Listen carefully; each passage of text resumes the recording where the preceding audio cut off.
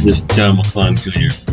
I'd like to invite you to join me every Monday, 12 noon Eastern Standard Time, 9 a.m. Pacific Standard Time, for Breaking Biblical Bread, where we take a word or passage of Scripture and encourage you, impact your life, and add value to your day. You don't want to miss it.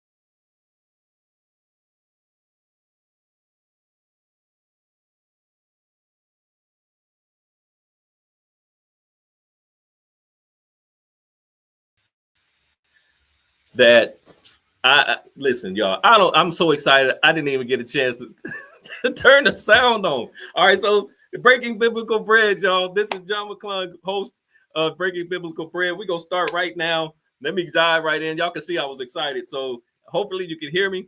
And that was my fault. I didn't turn sound on. All right, so let's go. All right, so again, my message is the required steps for your promised land. And I was sharing, as you could probably see my mouth moving and couldn't hear me, that all of us have a promised land in our life. And no matter what that might be, the Lord is the one that is directing that. He's the one that's taking us through and to the promised land that he has for us as far as our purpose, his will, and his will for our life. And just like in the Old Testament, as I'm reading the Bible through, I'm in Deuteronomy, and I'm looking at some of the things that the Israelites went through, some of the things that Moses went through, and this stood out to me because I believe that there are some things in our life that we look at to accomplish particular goals and things, and those are what would be considered for us our promised land. If we can accomplish that, it would change and benefit and bless our lives in some way that, man, we could say we're reaping some milk and honey. But what are those steps though? And what is that? What does it take for us to do that? So I want to share this with you, and I want to open your eyes and maybe give you just something to grasp and hang on to as we end this year going into 25. What is your promised land? So we're going to talk about the required steps for your promised land.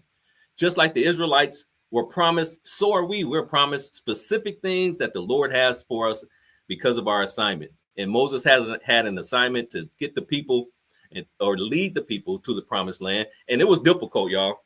All of us, we're going through some difficult challenges on our journey, just like the Israelites. And we want to make sure that we apply these lessons to us in today's time, because it's no different. The time is different as far as the season, but the situation is not. The Lord is still the same. He promised then, and he'll promise now. So he's going to lead us, if you allow it, to your promised land. And I know, man, we if you like me, we've had some difficult times where, just like the Israelites, they were hard-headed. They were disobedient. They were difficult. And you can't tell me in your life you haven't been hard-headed, disobedient, and difficult. And so let's talk about these steps. Forgive me for the sound because I got excited and forgot to turn it on, but we ready to rock and roll. This is John McClung Jr. with Breaking Biblical Bread, also known as the Chaplain. And we do this every Monday, 12 noon Eastern Time, 9 a.m. Pacific Standard Time for my people on the West Coast. And it's good to see my brothers coming in. So when you come in, just let me know where you are, and we're gonna ride on in. So my verses are, and I'm excited, let me slow down. Deuteronomy 10, chapter 10, 11 through 13, and I always got scripture to my message. And the Lord said unto me, arise, take thy journey before the people, that they may go in and possess the land. You are the people, and there's a land in your life you need to possess, which I swear unto the fathers to give unto them. And now, Israel, what doth the Lord thy God require of thee? But to fear the Lord thy God, to walk in all his ways, and to love him, and to serve the Lord thy God with all thy heart and with all thy soul, to keep the commandments of the Lord and his statutes, which I command thee this day for thy good. Now, these were some steps for the Israelites to get in their promised land, to be taken, to be led. And there is an impact from a standpoint of these steps. And a lot of times, again, I've read the Bible through on many occasions. And when you see something with fresh eyes, you want to share it, because it's important as we go into a new season.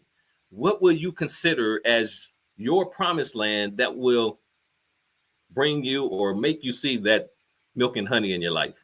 And what are the steps necessary to follow? Remember, if the Lord is in your life, he is leading you. You're not taking yourself.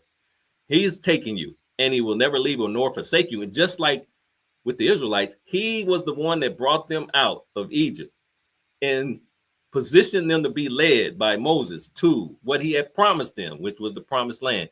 And the Lord has taken us out of the world and is leading us in our spiritual life to a particular promised land. And a lot of those things will happen in our life while we're here on earth. And of course, the heavenly heaven is the main promised land. But there's going to be little ones that in our life we want that the Lord would help us accomplish if you pay attention to what he has for you and the steps he gave. Because he shared this with Moses to share with the people. And it came directly from him.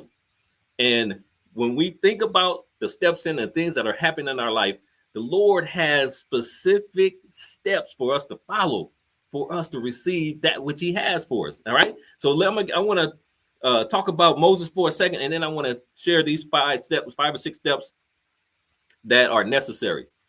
One of the things in verse 11, God's promise remains. The things he promised then are the same things promised now. The very thing he promised was land to them, and there are particular things that we might see as our promised land that are promised to us because we have an inheritance coming. And so the word that he used in that time is the same word for today. And all we got to do is have trust in his faithfulness to us that he will fulfill the promise that he gave us. Just as though they tried it, it was difficult. They just couldn't trust it enough. And yet he still, despite all the things that happened, provided the promised land for them. Then there's another thing for many of us, faith without works is dead. So we got to get up. Moses had to arise and take the journey and lead the people. And we got to get up. We got to arise and take the steps toward the assignment or within the assignment that the Lord has for our life toward our promised land. We got to do it in faith because there's a lot of times where, of course, whatever the Lord has promised for us, we don't see it, but he does. And we got to move toward it. We got to be obedient and trust his guidance because he's never going to take us a place that's not assigned for us and that's not in God's will and purpose. So be mindful to move, to arise and take the journey. Make sure that's a journey that the Lord is guiding you on, not anybody else. Then understand, just like the Israelites, the land was promised for us to possess it. So whatever the Lord has promised us, we can possess it and not be fearful of it because it's a spiritual inheritance that he promised. So, it's like a parent. If a parent promised the child something particular, they're looking for it. And if there's an assignment that goes with it, they're going to do it. I don't care if it's taking out the trash for a week or washing dishes, that child is going to try and do it so that they can inherit that particular gift or that land, which would be whatever was promised to them. And then also you got to understand that Moses, of course, had leadership and responsibilities in reference to leading the people. And it's our responsibility to have a particular type of leadership in our life that the Lord implants in us or gives us guidance in. And it's our responsibility to move on it. When the Lord instructs us to move a certain way or to work on a particular assignment or purpose in our life, then we're looking for how can we serve, whether it's serving people, serving our families, communities, our congregation, our environment. Because most of us, if you're at the sound of my voice, we have some type of leadership skill in us. Some of us are born with it, some of us learn it. And when you move on it, it puts you in a particular position where people may follow. And you gotta be leading them to a promised land that is beneficial for them, that comes with milk and honey. And then lastly, and just on this particular verse, God's presence and guidance was always involved. He never left them. He led them by day and he led them by night. And it's the difference if the Lord is leading you on your journey versus him not leading you on your journey. Just like he guided them, allow him to guide your life now, especially as we go into this new year or season. you are going to need God's guidance in your life for sure. And wherever he is leading you in reference to the promised land he has for your life, here are some requirements that are necessary for you to get there. All right, so number one, these are 5 essential requirements. The first one was the main one, to fear the Lord your God. What does that mean? That means to have a reverence and respect for God and his power and his authority. Don't act like he doesn't exist. There were many situations that the Lord showed the people, the Israelites, who he was and what he was about. He had chosen them. And just like he has chosen you and I, we can't disrespect that. We can't just act as though it don't matter. If the Lord has chosen you because you've allowed him to be the leader in your life, there is a purpose for that decision. And fear and respect, and it's not the I'm scared of you fear, it's the reverence and it's the respect fear that he is doing this in your life, that he has something for you. He has a particular journey that you and I need to go on to get to our promised land and our life. It's important to have reverence and fear for God in our life. That is first and foremost on your journey. Man, if they just understand all the things that the Israelites didn't do, imagine if they would have understood it in the beginning. But there was a lesson for all of us to be learned, and reason why they didn't. There are so many things that they did and that happened to them is the same thing as happening to us, and we're doing it in many ways because we really don't trust God in many ways in our life because we see it in the natural and not necessarily in the spiritual. Number one, fear the Lord your God. Number two, walk in his ways or walk in obedience to him. It means the things that the Lord has commanded in the laws should align for us with his will for our life. When you walk in God's ways, in Proverbs, it talks about in all thy ways acknowledge him. Whatever that situation it is, wherever the Lord is taking you, all the things that you might be dealing with are not too big to talk to God about it. And I'm guilty of this because I think I can handle it. And that was the same thing that the Israelites were doing. They thought they could handle some things, do it their way. And yet the Lord said, if you listen to me, walk in my ways, I will make it easy for you. Now you're going to have some difficulties, but it's going to be more difficult without me and you not following my ways. You must live a life, especially a spiritual life, that aligns with God's will and purpose for you. And that's walking in his ways. And if you don't know what that is, then you have that conversation with the Lord. What do you require of me? How can I do the will and purpose you have for my life? And there has never been a time he doesn't show it or doesn't give you the right direction on your path. And that's important to have the conversation with him because we can give opinions, but the Lord who has created you and knows the purpose for your life and the will can give you that direction. So number two, walk in his ways, walk in the obedience of him. Number three, which is the anchor in these 5 steps, to love him. Now, loving God involves a deep affection and devotion to him and prioritizing your relationship with him. It's very difficult to love the assignment that he has if you don't love him. And he that loveth not knoweth not God, for God is love. 1 John 1:8. I think that's right. So for us, it's extremely important to love God, the very deity that created us and knows every detail about us, from the sole of our feet to the crown of our head. Everything. No one else knows that but him, internally and externally.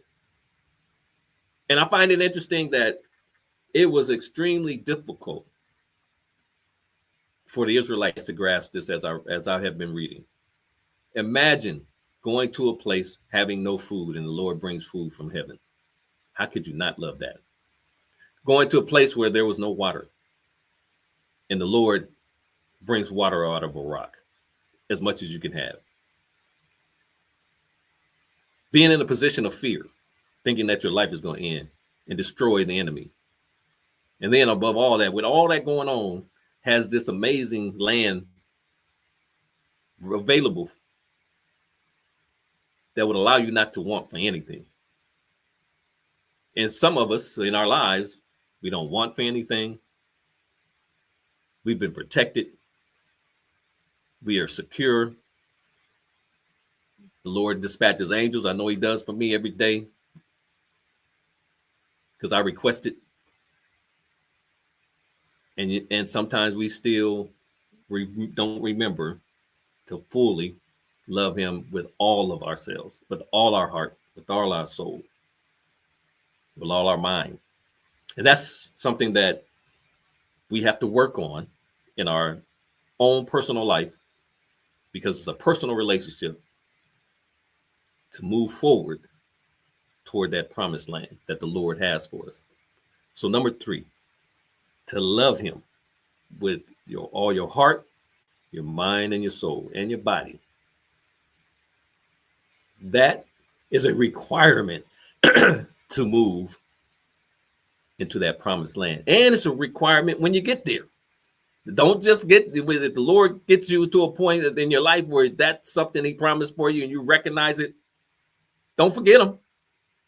Because this was why these requirements were made, because the Lord's like, I want you to remember it before and after when you get there. So when you have climbed the ladder of success in some ways, don't forget the Lord, because it wasn't you. When you have gotten your family to get back together, don't forget the Lord, because it wasn't you. When your health, because it was you were going through a great deal in this journey in your health, and you get back healthy, don't forget the Lord, because it wasn't you. That might be your promised land. Health could be your promised land. Getting your financial life together could be your promised land. Man, a great relationship and family could be your promised land. A prosperous business could be your promised land. And if that is where the Lord is directing you and helping you get through, he's leading you through those situations, because that may have been a request. Don't forget that he did when it happens. Recognize him, shine the light on him, and let the people know that's who did it. So number 3, love him, love him, love him. Number 4, to serve the Lord your God. Don't serve man. Don't serve anything that doesn't align with what God has for you. Serve the Lord your God. And serving God encompasses using one's talents, resources, gifts, to honor and glorify him. When you get there, let the people know how you got there. Don't be talking about, oh, I'm self-made and I did it. No, first of all, you didn't start with yourself being made. The Lord brought you forward. And it's going to include you being in front of people as you move in your journey, because people were watching the Israelites, I'm sure, because they had to go through the Moabites, the Hittites, all the ites. There's some ites in your life that are watching you and seeing whether or not you will give God glory and honor when you reach your promised land. When whatever the Lord and whatever you have in your life that you're trying to accomplish with him, Make sure you give him honor. Serve him during the course of that time. Don't think that it's you that is doing it. You're not leading yourself. He's leading you. And with you being led by him, it gives you the opportunity to be a mini Moses by leading others. If you are walking in the ways that God has for you. Serve the Lord your God. Now, many people may struggle with that because they may not understand the importance of it. Those of us who do, we struggle with it too, because we have our moments where we get caught up in what's going on in the world, or we don't understand that we're here to serve people at a high level and to give God his due. That's a part of your steps spiritually, for sure, to serve the Lord your God. And that came directly from him. There is no idol. There is nothing that you would put in his place. There's no person, because the Lord is a jealous God. None of those can take you to the promised land that he has for you. And we can call it the purposed land if you want to. But it is truly a promised land in your life. And those steps, serving the Lord, is an intricate part to doing it. And lastly, when you are understanding that you got to fear the Lord your God as a step, you got to walk in his ways, walk in obedience to him. You got to love him with all your heart, mind, body, and soul. You got to serve him along the way. Let the people see, because you're the closest thing to be an example of who the Lord is that people will get a chance to recognize. He's not coming down. He's not going to be that voice in the bush that he gave Moses the opportunity to hear his voice and every detail that he shared with him. Imagine being in God's presence, literally, and having to absorb all this information from a point of the details that he had for his people, and then having to share that. Because lastly, you have to do it with all your heart and soul, but you got to keep his commandments as well. Keep the words that the Lord has shared. When you think about serving with all your heart and soul and keeping his commandment, it emphasizes the importance of wholehearted devotion to God. And it involves everything about you, your whole being. And so as we understand or get clarity on our wholeness, everything about us, because there are things about us that we take into our own hands. And those things, based on our choices, have caused great difficulties and challenges and problems in our life because we've tried to do it our way. But when you begin to give your whole heart and soul and keep God's word, that journey toward your promised land comes into view. And I'll be the first to tell you, when you know that there is something on your life that the Lord has promised, that a will and purpose on your life, and in your journey, you can see it in certain aspects, and you may want to go one way, and the Lord continuously pulls you back on the journey that he has for you and let you know, this is the direction I'm taking you. I'm leading you in this direction. If you go this way, you're leaning on your own. Trust in the Lord with all thine heart and lean not to your own understanding. It's very difficult not to lean onto your own understanding. But if you can get that, then you will understand that the Lord, when he leads you, it is to the understanding in a way that we will never understand or see, unless we are actually taking that walk with him. He'll show us, and we'll see some things fall by the wayside. Some people fall by the wayside. Along this journey, a lot of things fell by the wayside. with the Israelites. They lost a lot. And some of us, we're losing some things because the Lord has a particular direction for us that a lot of people, places, and things can't go. And we are challenged because it's difficulty. Our hearts get all caught up in it. And yet the Lord understands there's no respect of person. If I am leading you, saith the Lord, then you're going to lose some things. There's going to be some sacrifices because I got a better place for you than man. And this was truly, as much as the people wanted to stay in the wilderness because they thought it was the place for them, or even go back to Egypt because they thought they had it good. Some of us, we keep looking back thinking we had it good, and we were having some difficult times in the past. And the Lord keeps saying, no, follow me to the promised land that I have for your life. Because if you fear me, just respect me, give me my reverence, and walk in my ways, be obedient to what I'm showing you, and love me. There is no one else who can love you better than me. And all I'm asking for is just a little bit of love from you and to serve me.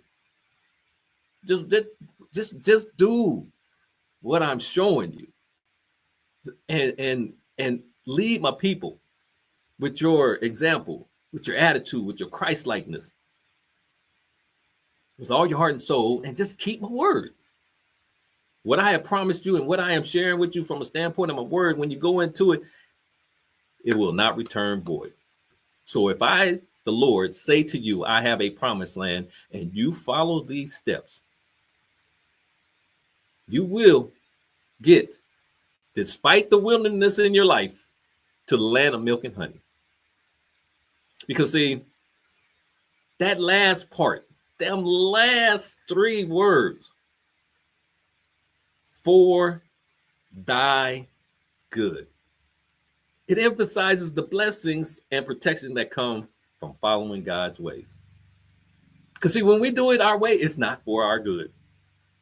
And there are a lot of people right now who have done it or tried to do it their way, and they are in the wilderness for sure.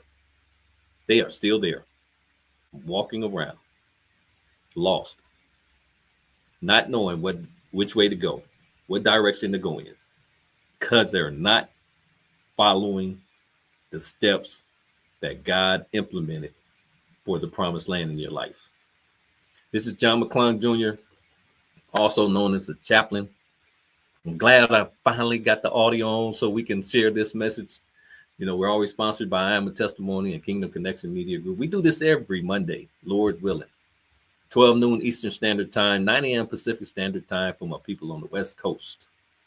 And as always, as we go into the holiday season and the end of the year, for that fact, what steps are you taking in your life for your promised land to accomplish the thing that you may have thought about at the beginning of the year? You might have written them down and just gave up on them because you tried to do them themselves and you didn't allow the Lord to lead you through the wilderness. And you might find yourself still stuck there. Or maybe you haven't recognized that you might not even have the Lord in your life. And that's why you're having a difficulty or a difficult time in your life. You're being led by the wrong things.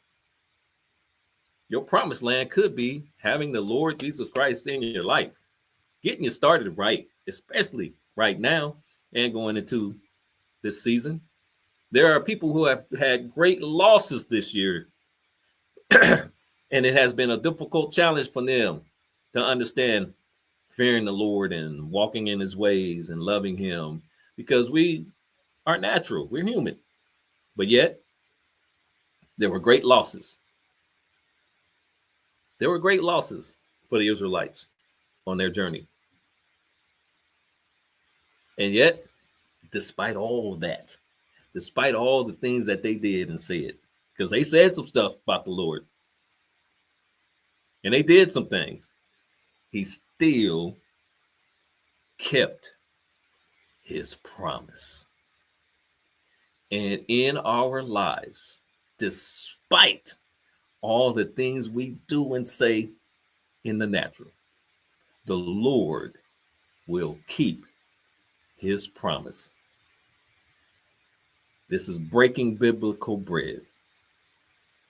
I'm your host, John McClung Jr., also known as the Chaplain. I pray that you have an amazing holiday. Do not forget whose season it is and the season that you're in, because we are in a season where we need the Lord to lead our lives, and we need to trust him in all that we do and say, and all the things that are happening around us. Because there are some things that are happening around us, and there is a wilderness time in this season that we need to be led through strictly by the Lord. When you have an opportunity,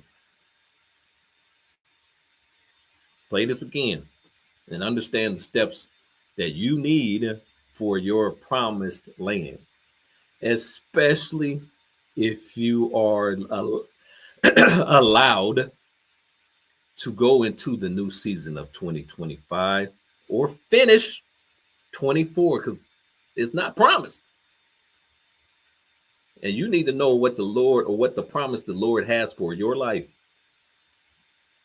and wholeheartedly follow it, as difficult as it may be. And it will be difficult, but yet at the end of it, as you're going through it and you get there, there are some blessings that exceed any thought you may have, and they're available for you. And again, Merry Christmas to each and every one of you. Spend some time, some self-reflection up until this point. Think about what God has done in your life, or what you would love for him to do in your life. Because the greatest gift is him in your life. All this other stuff will perish, but he will not. And don't go into the next minute, the next hour, the next day, the next week, the next month, the next year without the Lord in your life leading you to your promised land. Take care until the next time, Lord willing. Next Monday, we'll finish the season out with an encouraging word that will get you started prayerfully into whatever it is that the Lord has for you. Because I know I know I am getting beat up every day that I read my chapters. I mean, the Old Testament is sharing some applications that are good for the day. So don't miss out on it. Take care. This is John McClung Jr. I'd like to invite you to join me every Monday, 12 noon Eastern Standard Time, 9 a.m. Pacific Standard Time, for Breaking Biblical Bread, where we take a word or passage of scripture and encourage you, impact your life, and add value to your day. You don't want to miss it.